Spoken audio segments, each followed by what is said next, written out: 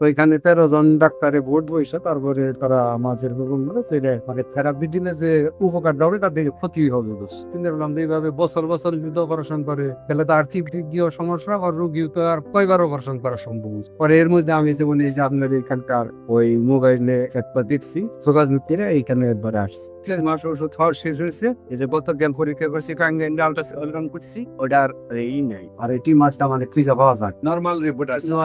আসসালামু আলাইকুম ওয়া রাহমাতুল্লাহি ওয়া বারাকাতুহু। সম্মানিত দেশবাসী, আমি cancer specialist doctor S M Sarwar. বিশেষ করে আপনারা জানেন যে সারা ওয়ার্ল্ডের ডাক্তারদের বক্তব্য হলো ক্যান্সার হলে আনসার নেই। আমরা বলে থাকি ক্যান্সার, কিডনি, থ্যালাসেমিয়া, এইডস এই 4টি মরণ ব্যাধিরও কোনো ভিত্তি নেই, 4টি সম্পূর্ণভাবে সুস্থ হয়। বিশেষ করে এরকমই একজন রোগী আমরা আপনাদের সাথে সাক্ষাৎকার দিচ্ছি। আপনার নাম মোহাম্মদ ইসমাইল হোসেন, পিতার নাম আব্দুর রহমান, আপনার মায়ের নাম আমেনা বেগম, গ্রাম হাবলা পূর্বপাড়া, পোস্ট অফিস হাবলা, থানা বাসাই, জেলা টাঙ্গাইল। আপনার যে রোগী, আপনার কি হয়?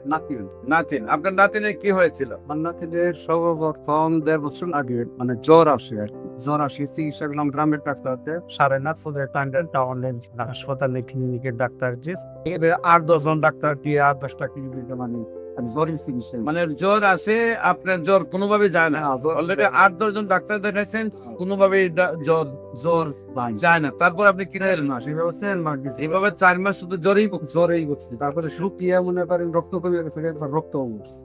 তারপর রক্ত কমে গেছে, রক্ত পড়ছে। হ্যাঁ, ডাক্তারে বলেছে রক্ত বলছে ছেলে আর রক্ত বলছে তাও আর জ্বর থামে। তাও জ্বর থামে। পরে এক ডাক্তারে যেমন ওই ঢাকা শিশু হাসপাতালে আচ্ছা ওইখানে নিয়ে গেছি। ওইখানে ডাক্তারি দিয়ে গিয়া আগে সব বিভুট টুবুট দিয়ে গিয়া তারপর আলট্রাসোনোগ্রামে দিছো না কই কেটে তখন আলট্রাসোনোগ্রাম টিউমার।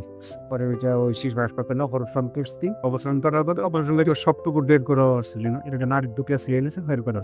1 বছর পরে আবার মানে ওইটা আগের মতো আবার জ্বর মানে জ্বর আসা থামে না। তারপর শিশু হসপিটালে আসছে, সেখানে টিউমার ধরা পড়ার পরে আপনারা অপারেশন করে, অপারেশন করার পরে জ্বর থামছে, সুস্থ হয়েছে, কিন্তু পুরা টিউমারটা বার করতে পারেন।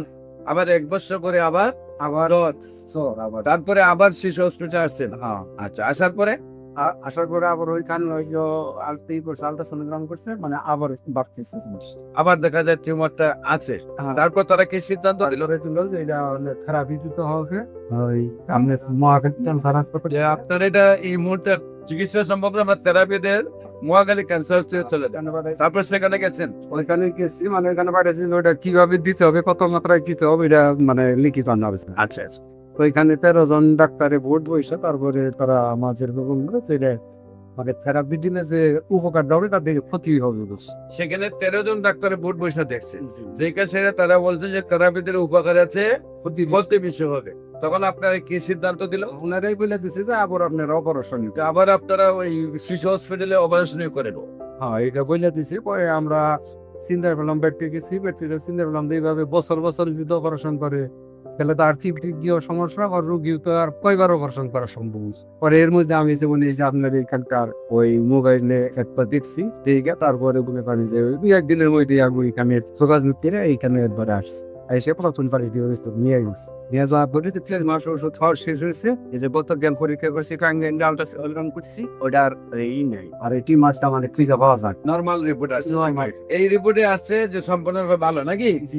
আর এর আগে রিপোর্টে ধরা পড়ছে যে আছে, যে এখানে সম্পূর্ণ রিপোর্ট আমাদের সামনে রয়েছে।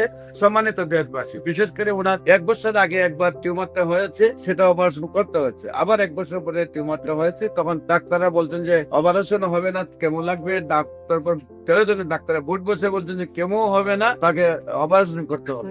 তারপর ওনারা আমার কাছে আসছেন, আল্লাহর রহমতে 4 মাস চিকিৎসা হয়েছে, 3 মাস হয়েছে। এখন রিপোর্টে আসছে সম্পূর্ণরূপে ভালো। আল্লাহর শেষ মধ্যে এই সকল কেস সহ মাথার চুল থেকে পায়ের নখ পর্যন্ত যে কোনো রোগী হোক না কেন, হোমিওপ্যাথিকে অপারেশন ছাড়া, কেমোথেরাপি, রেডিওথেরাপি ছাড়া, ওষুধের দ্বারা সম্পূর্ণরূপে সুস্থ হয়। পাশাপাশি যে কোনো প্রয়োজনে স্ক্রিনে দেওয়া নম্বরে যোগাযোগ করার জন্য আহ্বান জানিয়ে শেষ করছি। সবাইকে ধন্যবাদ। আসসালামু আলাইকুম ওয়া রাহমাতুল্লাহি।